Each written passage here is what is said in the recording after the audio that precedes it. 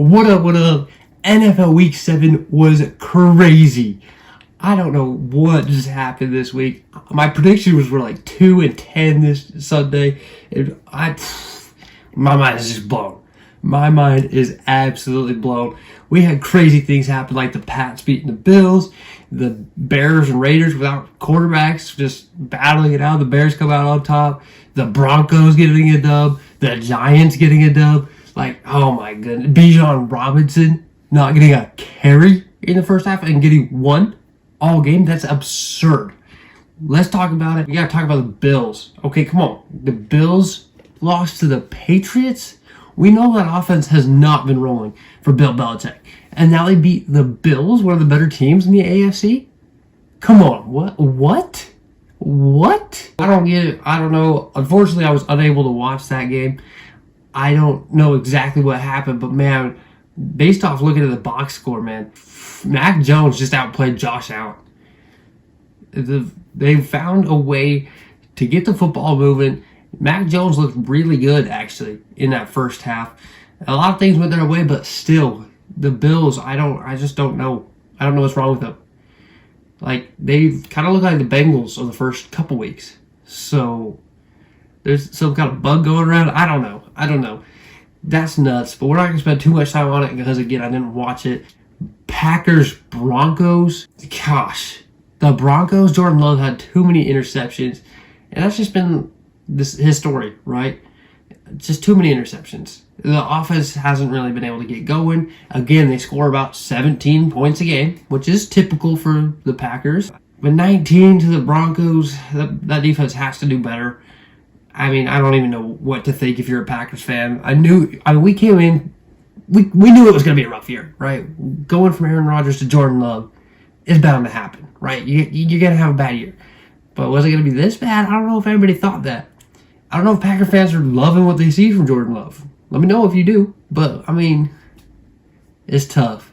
It is tough. So we got to talk about that probably later down the road. But let's hop into the next one. Browns Colts had an absolute battle. Deshaun Watson came in and played 5 throws. He got 5 pass attempts before he was pulled, and PJ Walker was right back inserted. But hey, 39 points on the day. A couple great plays from that defense. 38 points to a Colts offense led by Gardner Minshew's kind of crazy. Jonathan Taylor has 75 yards. The Browns are better than that.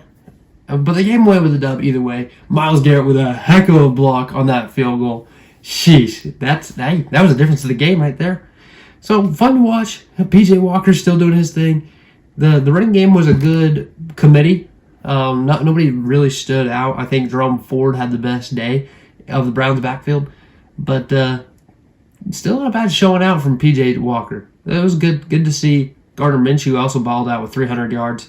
And Josh Downs with 125 receiving. So, good stuff. Is Tyrod Taylor the guy in New York now? I mean, 14-7. I mean, it's only 14. Defenses both played great. Terry McLaurin had a day for only putting up 7 points. It's just tough. I think it's tough to be a fan of either one of these teams. But that offense looked better than they have all year. Tyrod Taylor getting it done. Saquon, of course, is that guy. But really, the defenses are the story of both sides. That defense is getting frustrated in Washington. I can't remember if it was De'Aaron Payne. De'Aaron Payne came out and was like, frick that, dude. So we'll see what happens.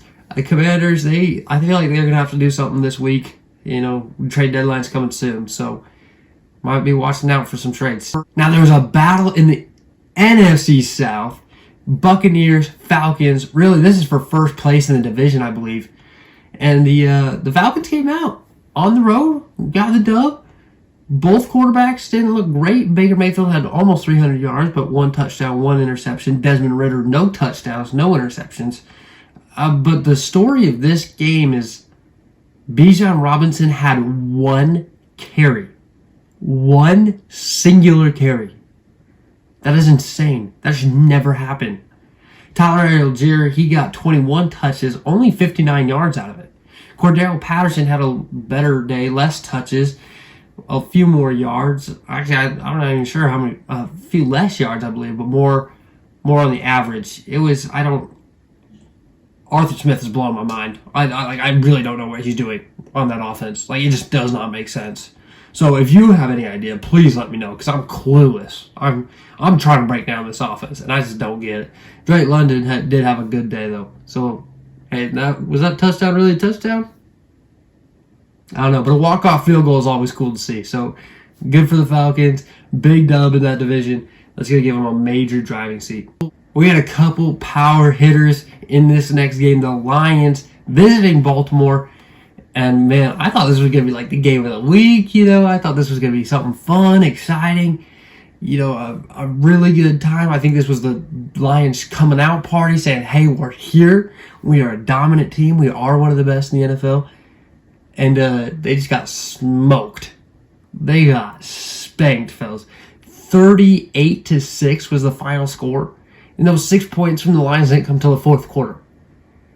It was bad. It was bad all the way around. Jahmyr Gibbs did have more of a presence, which is cool. 68 yards on 11 carries for him. But Lamar Jackson was the story. 357 passing yards, 3 touchdowns on the day. And, I mean, they just went to work. They just went to work. A couple rushing touchdowns. I mean, Lamar did it all. And do we expect different? I think 3 passing, 1 running touchdown for him. Insane. The Baltimore Ravens figured it out on offense, which is great to see. Detroit, hey, Coach Campbell said they're woke up now. They needed that. I think he's right. I think the Lions are going to bounce back. I don't think the Lions are really a top 5 to top 7 team, really. I don't think they're a serious Super Bowl contender, is what this game told me. But we'll see how the Detroit Lions respond come week 8, week 9. And we'll see if they can bounce back. But it was good to see the Ravens get rolling on offense. Now let's go visit their in-division rival, the Steelers, pick up a dub against the Rams in LA, which I thought was crazy. I thought the Rams were for sure going to win this game.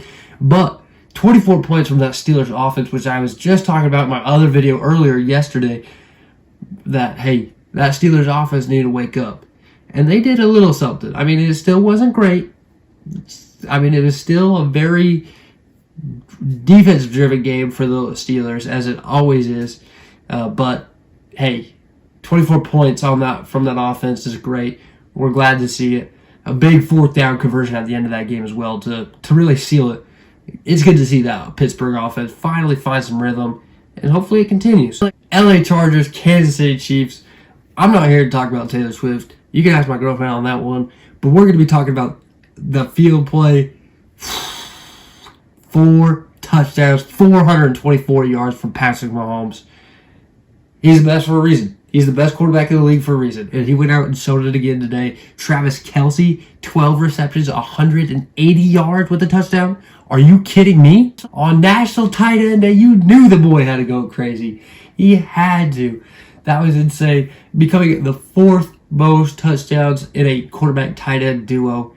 That offense was rolling. And the Chargers couldn't find any life in that second half. So, they're just, the Chargers, are the Chargers going to make the playoffs? That's the question of the day. Dolphins, Eagles, Sunday Night Football. I thought this was going to be more of a battle. The Eagles got off to a hot start. We're leading 17-3. Dolphins struck back right before halftime with that long ball to Tyreek Hill in the corner of the end zone. Just saw a great 9 route. I mean, holy. He just ran past 2 defenders. But it wasn't much after that either. I mean, that offense never really got going the way that they typically do. I think that defensive front from the Eagles, I mean, really, it boils down to how the Eagles win every game, and that is the big man up front. Their offensive line, their defensive line, they're just veterans. There's a lot of experience on both sides of the ball on their lines. And then you throw in some young defensive rookies that are just absolutely crazy. They're athletic. They got it. They get after it. In Jalen Carter and Nolan Smith, both from Georgia. Both sides of the line are just impeccable. And that's how the Eagles continue to win football games. And that's what they did again today. The brotherly shove, the tush push, whatever you want to call it. It was dominant again today. You just can't stop it. You can't stop it because that Eagles front knows what they're doing. And they are going to get lower than you every single time. And they are going to beat you. They don't care if you don't like it. They're going to beat you with it. And they proved it again today.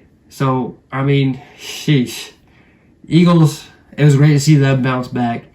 Big game tomorrow with the 49ers, Vikings. I'm sure the 49ers are going to bounce back. But hey, I didn't think they'd lose to the Browns either. I'm excited to watch Brock Purdy tonight. But man, well, a crazy week. Just crazy. I expected some upsets such as the Dolphins, the Chargers getting dubs. Those didn't happen. The Broncos, the Patriots, the Bears got dubs. I mean, where's the script, bro? Where's the script? I don't know. But it was fun. Either way, it's still fun. We love it. That's why we love football. It really is unpredictable. You can't write this. It's so fun. And I love it. And I'm here for it. And I'm excited for the next week. And predictions will come soon, and we will bounce back. I promise you that.